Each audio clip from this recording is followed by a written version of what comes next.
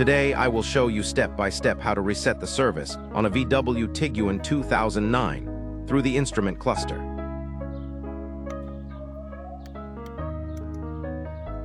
First, turn the ignition on. Then use the buttons on the wiper stalk, scroll up or down, and hold the down button for about 2 seconds to enter the menu. Now select Setup and press the OK button. Then scroll down until you find Service and press OK again.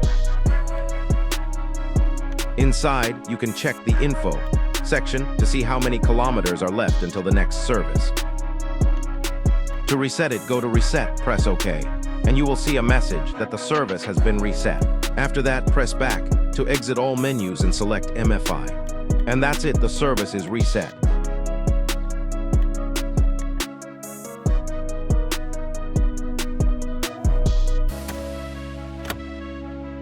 Hope this video helped you. Thanks for watching and see you in the next one.